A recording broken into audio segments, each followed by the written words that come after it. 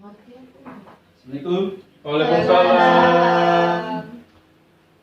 Wah, ngantuk. Iya, Pak. Nih saya mau absen tapi kelihatannya udah penuh semuanya. Ada Mas Reza, satu-satunya spesies laki-laki. Ada Mbak Windy, Mbak Elmi, Mbak Leoni. Kelihatannya udah cantik tapi ngantuk. Udah siap, Pak. Gak apa-apa, yang penting kalian harus tetap semangat untuk menjalani pelajaran sampai nanti sore ya. Karena ya mengingat mungkin kalian baru saja masuk ke kelas ya secara offline, jadi sebelumnya cuma sekolah secara online. Jadi Bapak harap ada antusiasme yang besar dari kalian semua. Oke, Bapak buka pelajaran pada siang hari ini. Assalamualaikum warahmatullahi wabarakatuh. Waalaikumsalam warahmatullahi wabarakatuh. Hari ini Bapak akan menyampaikan materi terakhir tentang teks eksposisi. Jadi pada minggu kemarin kita sudah mempelajari tentang teks eksposisi juga. Bapak buka layar terlebih dahulu. Nah, pada kesempatan hari ini, siang ini kita akan membahas tentang KD 4.3 yaitu mengembangkan isi teks eksposisi. Nah, kita ulas terlebih dahulu materi pada minggu sebelumnya. Teks eksposisi. Yang pertama, pengertian. Ada yang masih ingat apa pengertian dari teks eksposisi? Masih, Pak. Coba Mas Yusrin, silakan. Teks eksposisi adalah sebuah bentuk teks yang memuat tentang informasi atau pengetahuan yang bertujuan untuk memberikan penjelasan mengenai suatu ide, pokok pikiran, dan pendapat kepada pembaca tanpa bermaksud mempengaruhi, hanya untuk menginformasikan saja, Pak. Ya, bagus. Lengkap sekali penjelasan dari Mas Yusrinnya. Untuk yang lain, semoga masih ingat dengan materi yang kemarin. Kemudian kemarin kita juga selain membahas pengertian, kita membahas tentang struktur, kemudian isi, kaidah kebahasaan yang ada di teks eksposisi. Kemudian untuk minggu kemarin saya sudah menyampaikan tentang jenis belum ya? Belum, Pak. Oh, belum ya? Belum. Oke, jadi untuk mengejar waktu juga karena ya sudah hampir istirahat ya, jadi supaya kalian juga lebih cepat untuk mendirikan sholat. Jadi saya akan membahas terlebih dahulu jenis teks eksposisi secara ringkas. Jadi jenis teks eksposisi ini ada 9. Ini ada 5, kemudian dilanjutkan ada 4 di belakang. Jenis teks eksposisi yang pertama itu ada teks eksposisi definisi, teks eksposisi proses, teks eksposisi klarifikasi, teks eksposisi ilustrasi, teks eksposisi perbandingan, kemudian teks eksposisi laporan, eksposisi repetisi, eksposisi sebab akibat, dan eksposisi analogi. Lalu apa sih Pak itu yang di bawah, yang ada di kotak, ada yang enggak di kotak? Jadi sesuai dengan pembelajaran pada siang hari ini, kita akan membahas tentang pengembangan isi teks eksposisi. Nah, apa sih yang ada di bawah ini? Jadi di bawah ini setiap jenis teks eksposisi mempunyai metode pengembangan yang berbeda. Jadi dari teks eksposisi yang pertama yaitu teks eksposisi definisi, dia memiliki metode pengembangan yaitu pembatasan pengertian. Kemudian yang kedua, jenis teks eksposisi proses itu ada metode yang digunakan adalah metode prosedural. Yang ketiga, teks eksposisi klarifikasi, metode yang digunakan adalah metode penggolongan. Kemudian yang keempat, teks eksposisi ilustrasi, yang digunakan adalah metode contoh. Kemudian pada eksposisi yang kelima yaitu teks eksposisi perbandingan, metode yang digunakan dalam teks eksposisi perbandingan ini adalah perbandingan komparasi. Kemudian jenis teks eksposisi yang keenam yaitu teks eksposisi laporan, yaitu metode yang digunakan adalah pengenalan ciri. Kemudian yang ketujuh, teks eksposisi repetisi, yaitu metode yang digunakan adalah metode pengulangan. Kemudian yang ke-8, teks eksposisi sebab akibat, yang digunakan juga masih sama namanya, yaitu metode pengembangan sebab akibat. Dan yang terakhir yaitu teks eksposisi analogi, ya, dengan metode pengembangan yang digunakan adalah menyamakan. Jadi sebenarnya dari 9 ini tidak jauh berbeda ya antara teks eksposisi, jenis teks eksposisi dengan metode yang dikembangkan. Definisi juga tidak jauh dengan pengertian, proses tidak jauh dibedakan dengan prosedural. Bahkan untuk teks eksposisi yang berjenis proses ini bisa hampir sama bentuknya dengan teks prosedur. Kemudian klarifikasi atau klasifikasi juga sama dengan penggolongan, ilustrasi kemudian supaya lebih jelas dijelaskan dengan contoh, perbandingan juga menggunakan perbandingan komparasi. Kemudian laporan juga supaya memiliki hasil yang lebih rinci, yaitu kembali dikembangkan dengan pengenalan ciri. repetisi yang juga memiliki arti pengulangan, sebab akibat juga dijelaskan dengan hubungan sebab akibat dari suatu topik yang dibahas. Dan kemudian yang terakhir itu analogi. Analogi itu juga memiliki makna untuk menyamakan.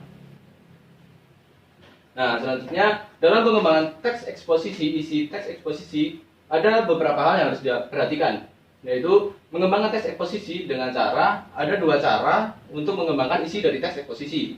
Yang pertama adalah pengembangan teks eksposisi secara lisan. Ada yang bisa menjelaskan pengembangan secara lisan itu bagaimana? Nggak bisa, Pak. Belum, Pak. Oh ya, jadi untuk pengembangan secara lisan adalah pengembangan yang dilakukan dengan cara bertutur secara langsung. Kemudian yang pengembangan yang kedua adalah dengan bentuk tertulis. Nah, untuk bentuk tertulis ini ya sama halnya dengan kita membuat karya ilmiah atau yang sejenisnya begitu. Jadi dalam bentuk kata, dalam bentuk paragraf dan lain-lainnya. Kemudian yang perlu diperhatikan yang kedua adalah gagasan pokok. Ada yang tahu gagasan pokok? Lupa, Pak. Oke, jadi gagasan pokok ini adalah ide pokok dari sebuah paragraf. Nah, ide pokok dari sebuah paragraf ini biasanya ada di awal atau di akhir sebuah paragraf. Kalau Bapak tanya nih, kalau ide pokok paragrafnya ada di awal, itu namanya disebut apa? Ada istilahnya itu, mungkin di kelas sebelumnya sudah dibahas. Deduktif. Nggak tahu sih, Pak. Iya, benar, deduktif. Iya, betul. Iya, betul. Nah, untuk ide pokok yang ada di awal paragraf disebut dengan deduktif, sementara ide pokok yang berada di akhir paragraf disebut dengan induktif. Nah, itu yang perlu diperhatikan karena dalam gagasan pokok ini, dalam teks eksposisi, terdapat gagasan pokok yang kemudian dikembangkan dengan gagasan penjelas, begitu. Nah, supaya lebih jelas, ini Bapak sudah menyediakan teks yang sebelumnya sudah Bapak analisis sendiri. Menurut Bapak ini adalah termasuk ke dalam eksposisi ilustrasi dan dikembangkan dengan metode pengembangan contoh. Ada yang bisa bantu membaca? Ada yang bersedia? Oh ya, boleh Mas Rizin, silakan. Oke, jadi judul dari teks eksposisi itu yaitu manajemen pengelolaan sampah. Sampah yang dipandang sebagai barang yang tidak berguna bisa dijadikan sumber pendapatan apabila dikelola dengan baik. Sampah merupakan sumber daya yang dapat diolah menjadi barang bernilai ekonomi. Apa yang telah dilakukan warga Pasar Ciputat, Tangerang, bisa dijadikan contoh. Warga setempat berhasil mengolah sampah dengan peralatan yang disediakan pihak swasta melalui perjanjian dengan pemerintah daerah. Contoh lain yaitu kegiatan yang dilakukan warga Kaliabang, Kota Bekasi, warga serta pengurus RW setempat melakukan pengolahan sampah lingkungan. Sampah dapur atau sampah rumah tangga diubah menjadi kompos dan pupuk cair. Sampah yang diolah adalah sampah basah langsung oleh warga. Langkah yang dilakukan dengan sosialisasi kepada warga agar memisahkan sampah basah dan kering, hasil kompos yang diperoleh bisa mencukupi kebutuhan warga dan lingkungan sekitarnya. Di samping itu, hasil kompos dijual ke instansi pemerintah dan swasta di lingkungan setempat. Produksi kompos dari sampah lingkungan bisa memberi kegiatan bagi warga dan pemasukan yang positif, termasuk juga produksi pupuk cair bisa dirasakan untuk menyuburkan tanah warga. Berdasarkan contoh-contoh tersebut, pengolahan sampah memang tidak lepas dari keterlibatan warga masyarakat. Masyarakat harus diajari memilah sampah organik dan non-organik. Peranan pemerintah diperlukan di dalam masalah sosialisasi dan pebudayaannya. Bagaimanapun masih banyak warga yang belum tahu cara pengumpulan dan mengolah sampah yang mereka hasilkan. Dalam mengolah sampah diperlukan suatu teknologi. Biaya penyediaan teknologi pengolahan sampah tersebut tidak sebanding dengan keharusan pemerintah untuk menyiapkan dana ratusan miliar tiap tahunnya untuk perbaikan jalan gara-gara sampah. Apabila pemerintah berhasil menggandeng pihak swasta di dalam penyediaan teknologi pengolahan sampah, biaya dapat lebih ditekan. Peran swasta juga dapat dilibatkan di dalam penyaluran dan pembelian produk-produknya. Usaha tersebut tentunya akan lebih ringan lagi. Terima kasih Mas Yusrin. Nah, kalian ada yang bisa tahu nggak kenapa Bapak mengklasifikasikan teks eksposisi dengan judul manajemen pengelolaan sampah ini termasuk ke dalam teks eksposisi dengan jenis ilustrasi dan dikembangkan dengan metode pengembangan contoh?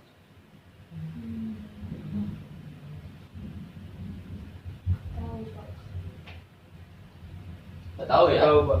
Jadi sebenarnya untuk mengidentifikasinya cukup mudah karena ini kalau kita tahu ide pokoknya, sampah yang dipandang sebagai barang yang tidak berguna bisa dijadikan sumber pendapatan apabila dikelola dengan baik. Itu merupakan ide pokok ya. Nah kemudian dari ide pokok tersebut kemudian dikembangkan dan juga terdapat kata juga yang bisa menjadi acuan di sini. Pada bagian struktur argumen pada kalimat pertama, apa yang telah dilakukan warga Pasar Ciputat, Tangerang bisa dijadikan contoh. Itu bisa dijadikan acuan untuk mengetahui metode pengembangan apa yang digunakan dalam teks eksposisi ini. Jadi karena tadi kan Bapak sudah menyampaikan untuk tiap jenis teks eksposisi memiliki metode pengembangan yang berbeda-beda. Nah ini kan karena di sini sudah diberikan kata contoh dan juga banyak sekali contoh-contoh yang dijabarkan. Jadi Bapak simpulkan saja karena dikembangkan dengan metode contoh, akhirnya ini juga termasuk ke dalam teks eksposisi dengan jenis ilustrasi. Kemudian ada contoh selanjutnya yaitu nasib hutan kita semakin suram. Nah, Bapak di sini juga analisis teks ini termasuk ke dalam jenis teks eksposisi sebab akibat dan dikembangkan dengan metode pengembangan sebab akibat. Ada yang bisa membantu membaca selain Mas Yusri? Saya, Pak. Silakan Pak Elmi. Nasib hutan kita semakin suram. Jika pemerintah tidak cepat bertindak dalam 10 tahun mendatang, hutan Sumatera akan musnah. Hilangnya hutan Sumatera akan diikuti oleh musnahnya hutan Kalimantan. Pengelolaan hutan tidak menunjukkan adanya tanda-tanda perbaikan dibandingkan tahun sebelumnya. Sebaliknya, kecenderungan justru semakin memburuk. Kebakaran hutan masih terus terjadi dan penebangan liar semakin meningkat. Diperburuk lagi dengan rencana pembukaan lahan hutan lindung bagi pertambangan. Keadaan tersebut jelas menambah suram nasib hutan. Keterpurukan sektor hutan bersumber dari sistem pengelolaan yang didominasi oleh pemerintah pusat dan mengesampingkan keberadaan masyarakat lokal. Adanya konflik-konflik seperti konflik antar masyarakat lokal dengan perusahaan, atau antara masyarakat lokal dengan pemerintah, semakin memperburuk kondisi kehutanan di Indonesia. Selain itu, lemahnya penegakan hukum menyebabkan semakin parahnya kerusakan hutan. Kerusakan hutan telah mencapai kurang lebih 2 juta hektar per tahun. Hal ini berarti setiap menitnya Indonesia kehilangan hutan seluas 3 hektar atau sama dengan 6 kali luas lapangan bola. Namun, kenyataan di lapangan justru sebaliknya. Beberapa hal justru mempercepat laju kerusakan hutan di Indonesia hampir 2 kali lipat. Penyebabnya antara lain adanya tekanan masyarakat akibat krisis ekonomi. Kondisi demikian mengakibatkan merajalelanya penebangan liar. Sebelum itu, kondisi hutan Indonesia benar-benar sudah memprihatinkan. Dalam kurun waktu 50 tahun, hutan alam Indonesia mengalami penurunan luas sebesar 64 juta hektar. Pembukaan hutan alam di dataran rendah di Sulawesi telah memusnahkan keanekaragaman hayati. Berjuta-juta spesies flora dan fauna musnah dengan percuma. Pembukaan lahan dengan cara membakar hutan menambah masalah kerusakan hutan. Munculnya El Nino juga memperburuk kondisi hutan.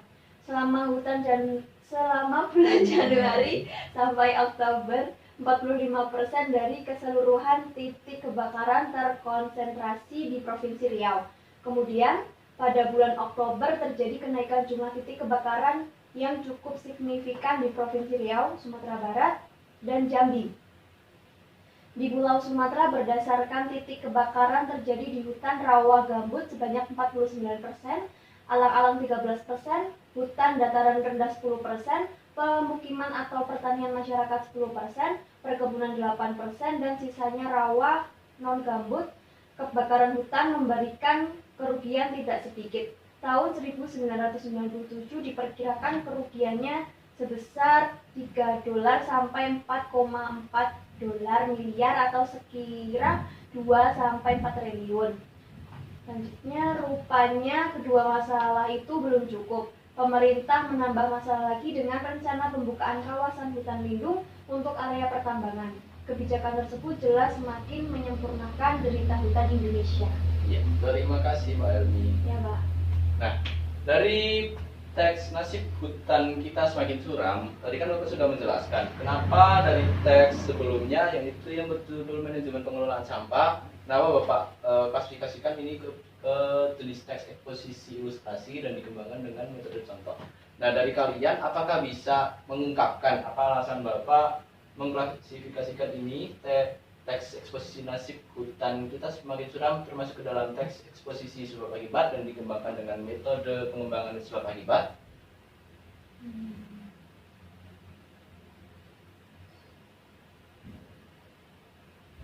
Tidak tahu? Tahu, Pak. Oke, jadi kenapa Bapak klasifikasikan ini kepada jenis teks eksposisi sebab akibat? Karena dalam penyampaiannya yang tertera di dalam teks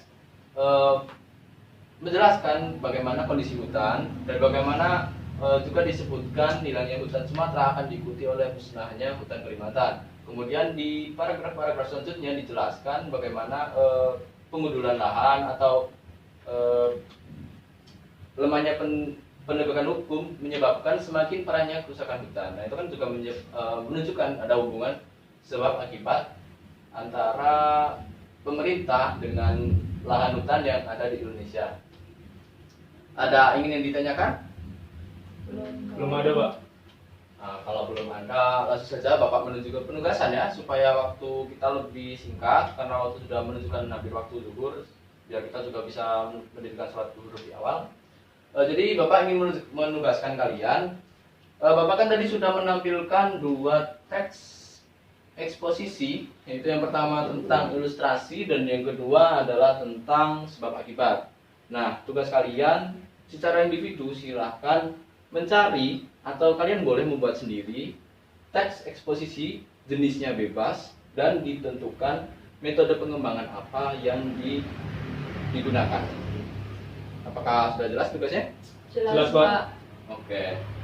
Jadi sebenarnya Bapak akan merangkum terlebih dahulu pertemuan kita pada hari ini, walaupun singkat tapi semoga bermanfaat. Jadi pada siang hari ini kita telah membahas jenis teks eksposisi secara singkat, kemudian dilanjutkan dengan metode pengembangan teks eksposisi.